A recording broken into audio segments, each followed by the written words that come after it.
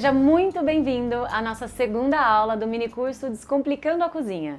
Lembrando que vão ser 4 aulas e nessa aula aqui você vai aprender uma das partes mais importantes para quem quer ganhar tempo e autonomia, e é o passo anterior ao início da preparação, que é o planejamento e a organização.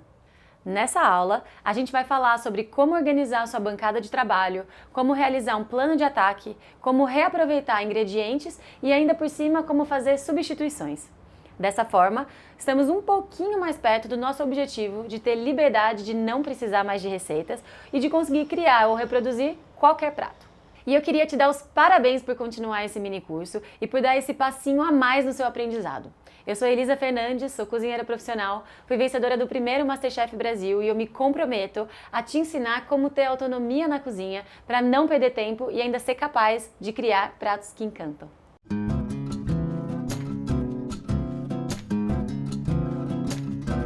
Na aula passada eu te mostrei como ter autonomia na cozinha é a chave para você poder cozinhar bem e não precisar de receita.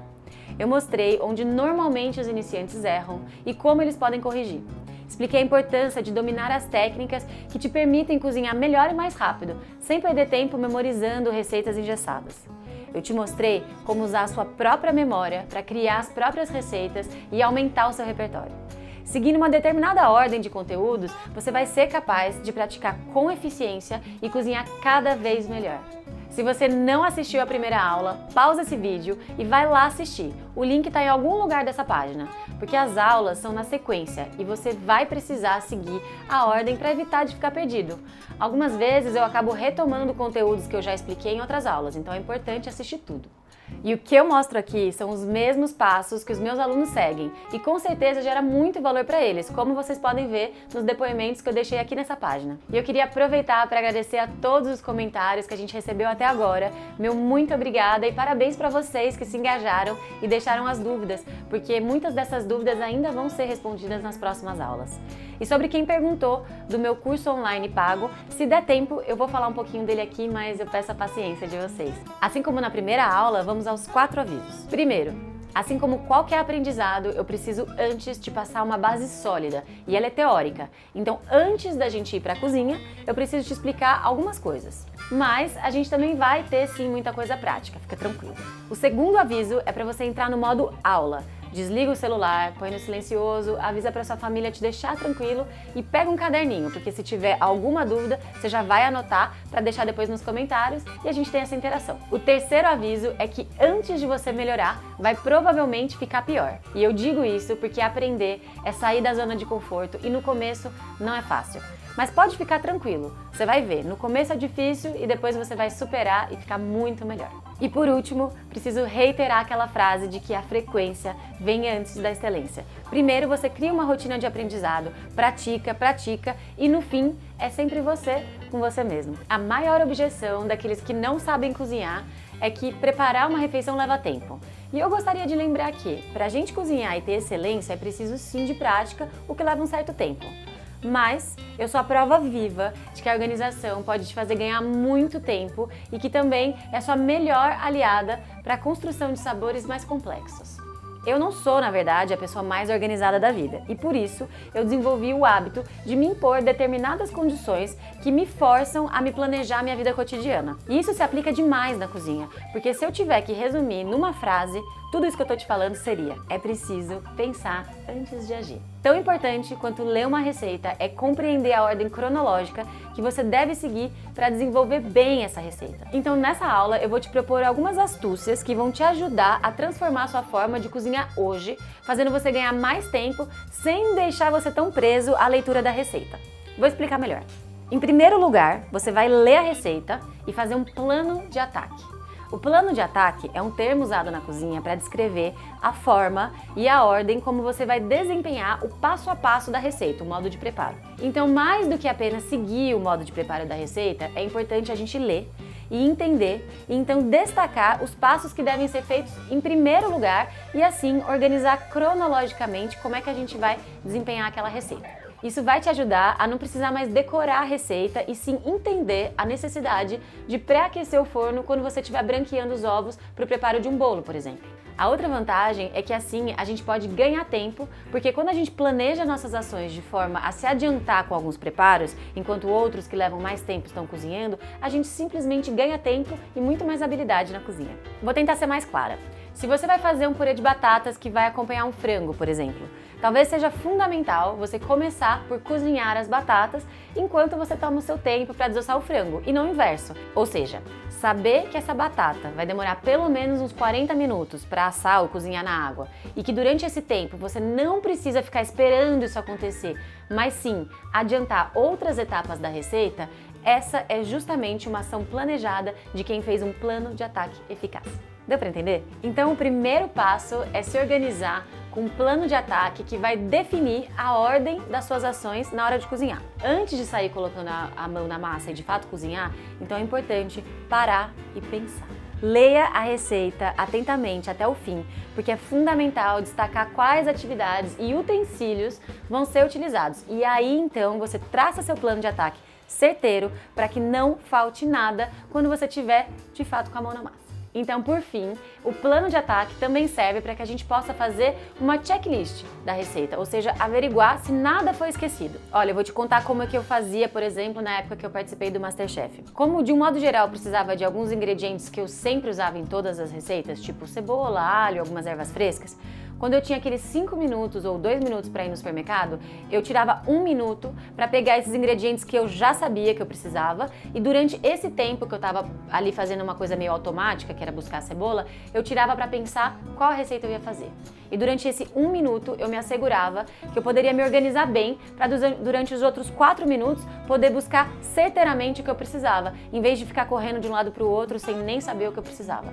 De alguma forma, isso era intuitivamente um pequeno plano de ataque. Eu tirava aquele 1 minutinho para primeiro pensar e depois agir. A segunda forma de economizar tempo na cozinha ela é menos óbvia. Aproveitar os ingredientes por inteiro. Eu costumo dar a dica para os meus alunos que é ter um pote tampado ou na geladeira ou no congelador para que você possa colocar todas as aparas de tudo que você cozinhou e que acabou sobrando na geladeira. Tô falando daquela bundinha da cebola, o restinho da cenoura ou uma carne mais gordurosa que não foi para a panela. Então, você vai enchendo esse pote e uma vez que o pote estiver completo, você vai ferver uma panela com água, colocar todas essas aparas para cozinhar durante pelo menos 1 hora. Depois você vai coar e congelar. E isso vai ser simplesmente um caldo natural caseiro delicioso que vai servir para você construir sabores mais complexos como molhos, cozimentos mais longos, legumes ou até mesmo um ragu. Caso você cozinhe menos, em vez de deixar esse pote na geladeira, você pode deixar no congelador, porque daí as aparas não vão estragar enquanto você demora para encher esse pote. Caso você cozinhe toda semana ou com mais frequência, pode deixar na geladeira, porque coisa de 5 dias esse pote vai durar sem que as suas aparas estraguem. Essa dica prova muito bem como a organização e pensar antes de agir te garante não só um desempenho melhor na receita, mas também te faz economizar tempo e dinheiro, porque você evita o desperdício. Então, em vez de investir em comprar um caldo que faz super mal da saúde, super cheio de sódio, você vai fazer o seu próprio caldo sem perder tempo, porque você simplesmente pegou os restos da sua geladeira e colocou para ferver numa panela enquanto toma um banho, por exemplo. A terceira forma de você ganhar tempo na cozinha é apostar em fazer substituições, porque é muito comum as pessoas desistirem de fazer uma receita porque não tem um ingrediente em questão ou um utensílio. É claro que se a receita for um frango recheado e você não tiver frango, vai ficar bem difícil fazer o preparo. Mas, de um modo geral, a gente sempre pode fazer substituições que funcionam. No caso da ausência do limão, por exemplo, você pode usar um vinagre. No lugar da cebola, o alho poró, em vez do mel melado, são muitas as variações que a gente pode fazer. O importante é compreender qual é o papel daquele ingrediente na sua receita e qual a relevância dele estar ali dentro. Vou te explicar melhor. Se a receita tiver muito ingrediente, pode ser que aquela cenoura refogada que vai junto do preparo nem vai fazer falta. Então confia no seu taco e segue a receita. Não perde tempo em não comprar uma cenoura que não vai fazer diferença nenhuma para a receita. Já no caso de uma receita menor, tenta entender o porquê aquele ingrediente em questão é importante. Vou te dar um exemplo.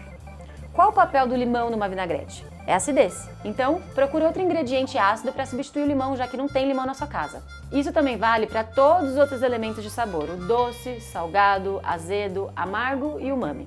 É o que eu sempre digo, uma receita não é nada sem as 1000 astúcias e os pulinhos do gato e as dicas que você tem que saber para executar bem aquela receita. E essas astúcias são justamente os indícios que fazem a gente perceber que a gente está executando bem uma técnica e que, por sua vez, a receita vai sair perfeita. O último ponto que vai te fazer ganhar tempo, talvez um dos mais importantes, é a forma como você se organiza na hora de cozinhar, que eu estou chamando aqui de organização da bancada. Mas para isso eu vou precisar passar para o lado de lá para te mostrar exatamente como é que eu me organizo para ganhar tempo e ainda mais numa cozinha super pequena, que é meu caso aqui. Essas diretrizes gerais vão servir para 99% dos casos, porque eu tô convencida que todo mundo que está assistindo esse vídeo, a maior parte das pessoas tem pelo menos uma cozinha desse tamanhozinho aqui. Bora lá organizar essa bancada de trabalho junto?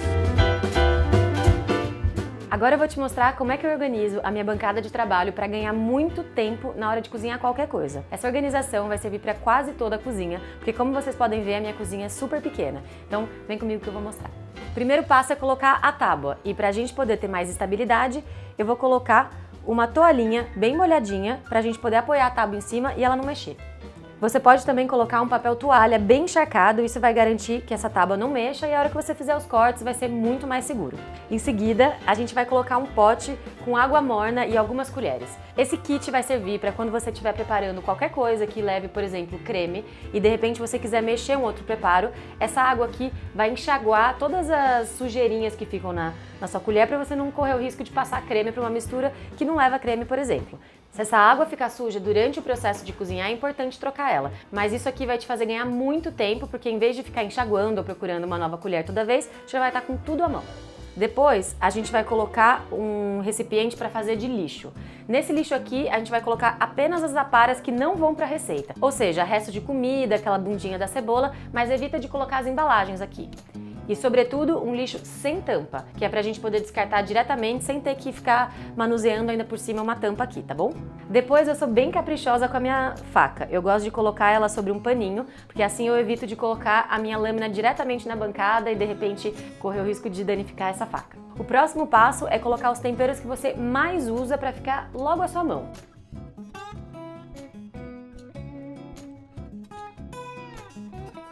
Então aqui eu tenho azeite, vinagre, pimenta do reino para moer na hora, alguns grãos de pimenta, sal, flor de sal e alho. Geralmente ainda tem um tomilhinho aqui, mas hoje eu vou deixar o tomilho de lado porque eu tenho um vasinho bem fresco aqui que eu posso cortar na hora e usar. A ideia de ter esses temperos aqui bem próximos à sua mão é justamente para você poder ir acertando os temperos e conhecendo melhor a sua cozinha sem ter que ficar perdendo tempo para buscar, por exemplo, a pimenta do reino. Eu imagino que você vai perguntar sobre esse pote de temperos aqui e fica um pouco difícil de indicar porque eu comprei ele lá na França, mas se você der uma fuçadinha em loja de utensílio, loja de R$1, eu acho que você vai achar uma opção parecida, de repente em plástico, que funciona super bem. Se não, o próprio potinho de sal que deve ter já na sua casa, traz ele para sua bancada, deixa ele à mão, você vai ganhar muito tempo.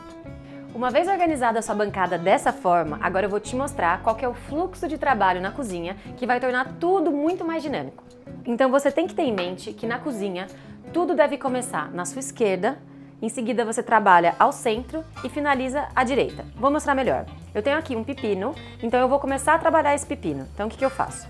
Tenho já duas assadeirinhas, separo uma à esquerda, deixo meu pepino não preparado aqui do lado direito, trabalho ele ao centro. Então, por exemplo, eu quero fazer um corte brunoise, por exemplo. Então eu vou trabalhar aqui o meu pepino, sempre ao centro, que é onde a gente tem maior destreza para trabalhar os ingredientes.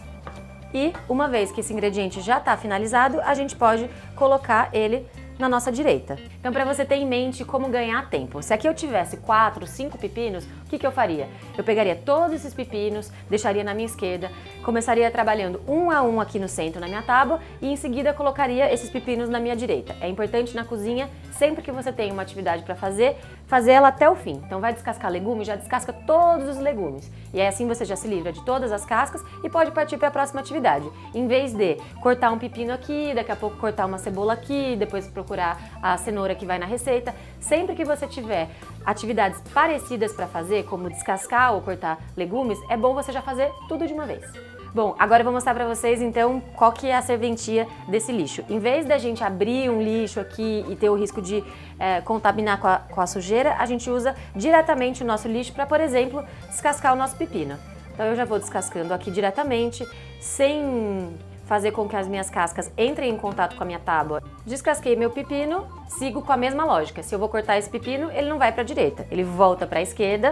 Em seguida, faço o meu corte, seja ele qual eu decidi fazer, e uma vez finalizada de trabalhar no centro, eu posso então colocar na minha direita. Sempre então começando pela esquerda, trabalhando ao centro e finalizando na direita. Deu para entender? Se você seguir sempre essa ordem, esquerda, centro, direita, você vai ver como você vai ganhar muito tempo na hora de preparar um grande volume de ingredientes. Viu só como é simples se organizar fazendo um fluxo muito mais eficiente na cozinha? Esses são os 4 pilares que eu encontrei para poder cozinhar de maneira mais eficiente e mais rápida. Apesar de cozinhar ser essencialmente prático, eu espero que você tenha entendido como é fundamental pensar antes de agir, para ter a liberdade de criar suas receitas sem perder muito tempo e obtendo os resultados ainda mais saborosos. Você notou que tudo que eu falei aqui se conecta perfeitamente com a primeira aula? Você está percebendo como aos poucos você vai notando onde estão as dificuldades que te fazem não ter autonomia ou demorar mais que o necessário para preparar um prato? Na 4ª aula do nosso mini curso eu vou te mostrar quais são as técnicas que você precisa saber para conseguir a tão sonhada autonomia e lá eu te mostro a trilha de como você deve seguir. Mas por que só na 4ª aula? Porque antes eu preciso falar da nossa aula 3, onde eu vou abordar um assunto muito importante, que são os utensílios. Ao mesmo tempo que eles podem te ajudar a ter mais agilidade, muitas vezes vejo alunos usando a falta de algum deles como desculpa para não treinar. Então na próxima aula vamos matar isso de uma vez por todas, porque eu vou te mostrar quais são os utensílios indispensáveis ou que te agilizam no trabalho e ainda quais são dispensáveis ou aqueles que dão só um toque especial. A 3ª aula vai ser liberada nessa sexta-feira, às 9 horas. Então, retomando o que você aprendeu nessa aula. 4 pilares para ser mais ágil. Como ler uma receita de forma prática, como organizar sua cozinha, mesmo que ela seja pequena, como não ficar olhando tanto para a receita e como cozinhar o mais rápido e ainda como aproveitar os ingredientes e quais as possíveis substituições que a gente pode fazer na hora de cozinhar. Foi muito conteúdo e agora eu quero saber de você quais desses pilares você tem mais dificuldade. Você se considera uma pessoa organizada na cozinha? Eu quero muito saber o que você está achando das nossas aulas. E claro, compartilha, assim esse mini curso gratuito chega para cada vez mais pessoas. E muito obrigada por ficar comigo até o final. E a gente se vê na próxima aula, nessa sexta-feira, hein? Fica de olho no seu e-mail.